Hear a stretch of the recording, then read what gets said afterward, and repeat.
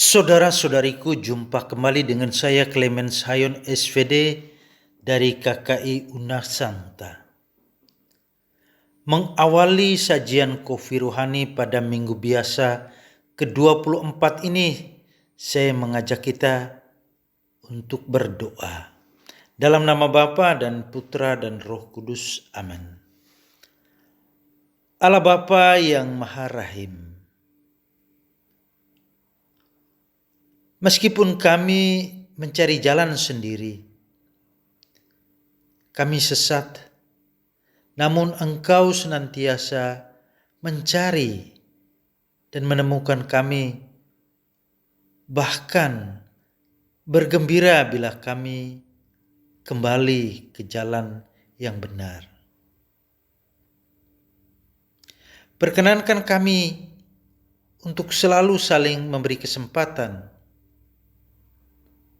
mencari yang hilang dan turut bergembira atas mereka yang bertobat dan kembali ke jalan yang Engkau kehendaki. Demi Yesus Kristus, Tuhan kami.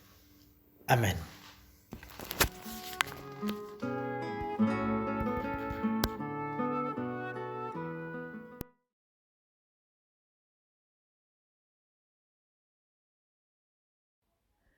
Inilah Injil suci menurut Lukas. Para pemungut cukai dan orang-orang berdosa biasanya datang kepada Yesus untuk mendengarkan Dia. Maka bersungut-sungutlah orang-orang Farisi dan ahli-ahli Taurat, katanya, Ia menerima orang-orang berdosa dan makan bersama-sama dengan mereka. Lalu Ia mengatakan perumpamaan ini kepada mereka. Siapakah di antara kamu yang mempunyai 100 ekor domba, dan jikalau ia kehilangan seekor di antaranya, tidak meninggalkan yang 99 ekor di padang gurun dan pergi mencari yang sesat itu sampai ia menemukannya? Dan kalau ia telah menemukannya, ia meletakkannya di atas bahunya dengan gembira. Dan setibanya di rumah, ia memanggil sahabat-sahabat dan tetangga-tetangganya, serta berkata kepada mereka, Bersukacitalah bersama-sama dengan aku, sebab dombaku yang hilang itu telah kutemukan.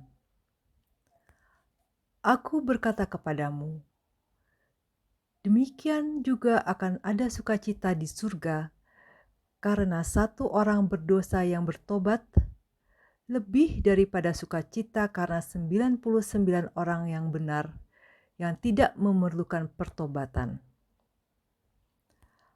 Atau perempuan manakah yang mempunyai 10 dirham, dan jika ia kehilangan satu di antaranya, tidak menyalakan pelita dan menyapu rumah serta mencarinya dengan cermat sampai ia menemukannya? Dan kalau ia telah menemukannya, ia memanggil sahabat-sahabat dan tetangga-tangganya serta berkata, Bersukacitalah bersama-sama dengan aku, sebab dirhamku yang hilang itu telah kutemukan. Aku berkata kepadamu, demikian juga akan ada sukacita pada malaikat-malaikat Allah karena satu orang berdosa yang bertobat. Yesus berkata lagi, ada seorang mempunyai 2 anak laki-laki. Kata yang bungsu kepada ayahnya, Bapa, berikanlah kepadaku bagian harta milik kita yang menjadi hakku. Lalu ayahnya membagi-bagikan harta kekayaan itu di antara mereka. Beberapa hari kemudian, anak bungsu itu menjual seluruh bagiannya itu, lalu pergi ke negeri yang jauh.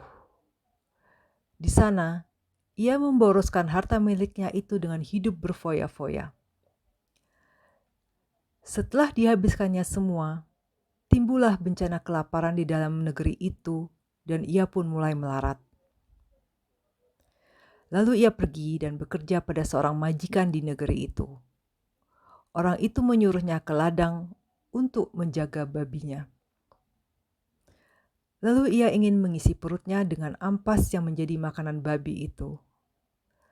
Tetapi tidak seorang pun yang memberikannya kepadanya. Lalu ia menyadari keadaannya, katanya, "Betapa banyaknya orang upahan Bapakku yang berlimpah-limpah makanannya, tetapi aku di sini mati kelaparan. Aku akan bangkit dan pergi kepada Bapakku dan berkata kepadanya, Bapa, aku telah berdosa terhadap surga dan terhadap Bapa. Aku tidak layak lagi disebutkan anak Bapa.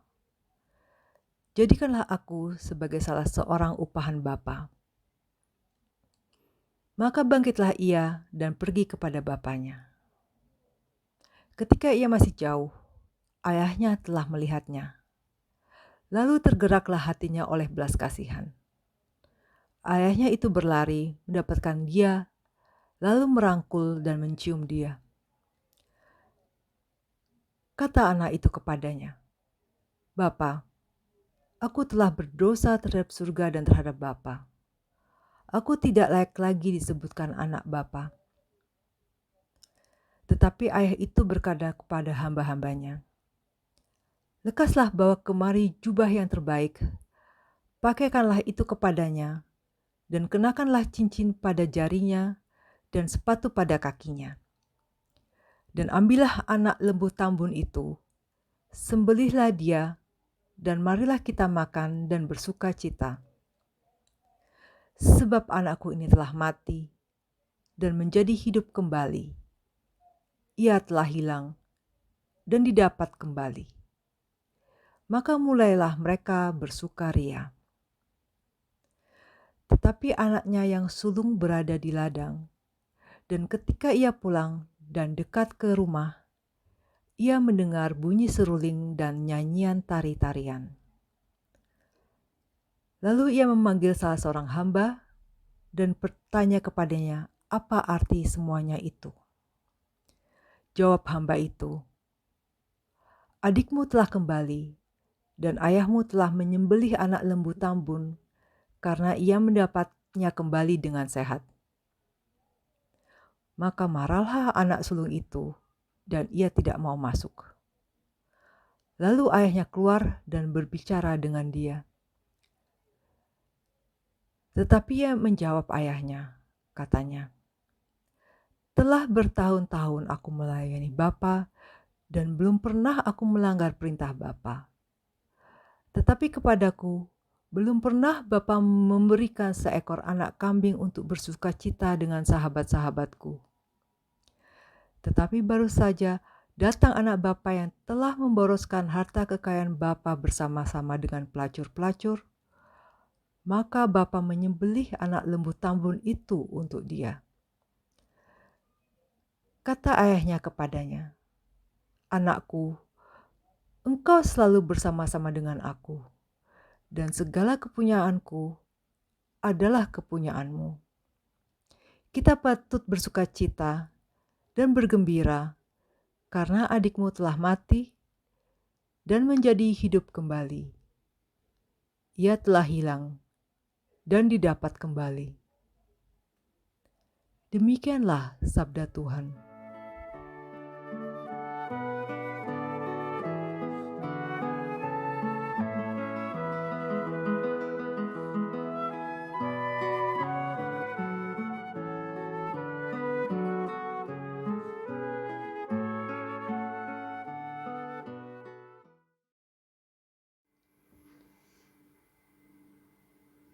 Saudara-saudariku yang terkasih, Tuhan Allah sungguh senang dengan umat-Nya. Bisakah kita bergabung untuk turut merasakan kegembiraan dari Tuhan? Bagi orang-orang Farisi dan ahli-ahli Taurat, hal itu sangat sulit. Karena mereka percaya bahwa Allah terutama memberlakukan hukum dan peraturan pada orang-orang Yahudi yang beriman dan menuntut kepatuhan sampai ke hal-hal mendetail hingga hal-hal yang paling kecil. Makanya melihat Yesus bergaul, malah makan bersama pemungut cukai dan orang-orang berdosa, membuat mereka iri, jengkel, tidak suka. Di mata mereka orang-orang seperti pemungut cukai adalah orang-orang berdosa, karena mereka tidak mentaati semua aturan hukum Taurat. Bagi orang-orang Farisi, orang-orang seperti pemungut cukai harus dibiarkan sendirian. Jangan dikontak, tidak boleh berhubungan dengan mereka. Tapi Yesus memiliki pandangan yang sangat berbeda dengan orang-orang Farisi dan ahli-ahli Taurat. Maka melalui perumpamaan-perumpamaan yang disampaikan Yesus mau mengingatkan mereka dan kita semua bahwa Yesus melihat apa yang disebut pendosa sebagai orang yang mungkin telah hilang, tapi tetap berharga untuk dicari. Dalam kehidupan harian kita, biasanya terkadang kita lebih memperhatikan apa yang telah hilang daripada apa yang sedang kita miliki. Itu adalah tanda bahwa kita menganggapnya sangat berharga. Begitu pula seorang gembala yang merindukan seekor dombanya yang hilang, atau seorang ibu rumah tangga yang kehilangan satu keping uang logam, atau seorang ayah yang kehilangan anaknya. Hal terpenting di sini adalah bahwa Yesus benar-benar memperkenalkan Tuhan Allah yang lain daripada apa yang dipikirkan dan diajarkan oleh orang Farisi dan ahli-ahli Taurat, yakni bahwa Allah Tuhan kita bukannya yang pertama-tama menuntut penerapan hukum dan peraturan, tapi Allah Tuhan punya perasaan yang hangat, sangat menghargai setiap orang, berhati lembut karena berlimpah belas kasih.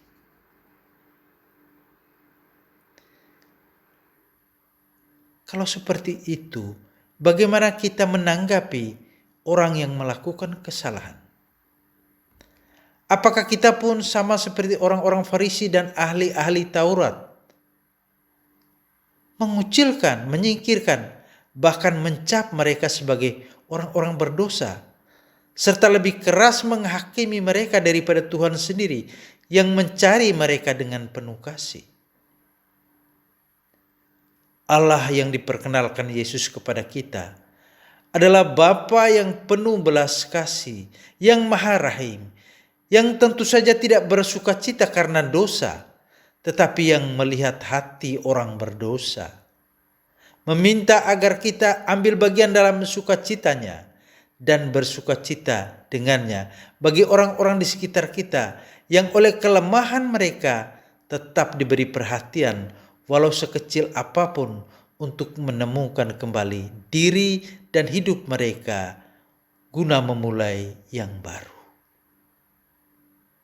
Bersediakah kita bersukacita dengan Tuhan atas orang-orang berdosa yang bertobat, yang kembali ke jalan yang dikehendaki oleh Tuhan?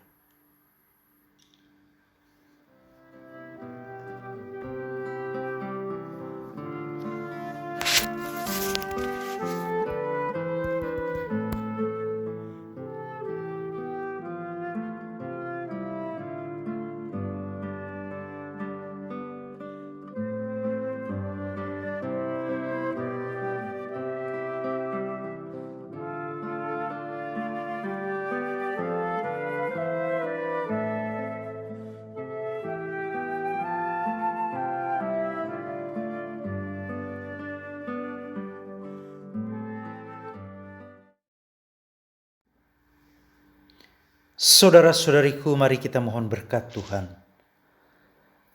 Semoga Tuhan memberkati semua kita yang mencari kebenaran dan cinta kasih yang benar-benar berkomitmen untuk perdamaian dan rekonsiliasi.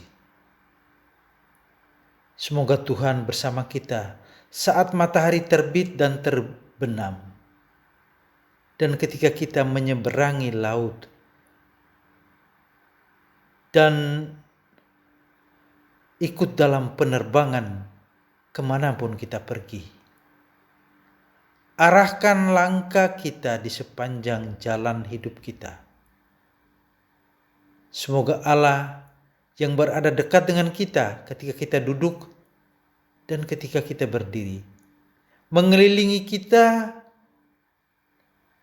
dan merangkul kita dengan penuh kasih sayang, serta menuntun kita dengan tangannya, seraya memberkati kita dalam nama Bapa dan Putra dan Roh Kudus.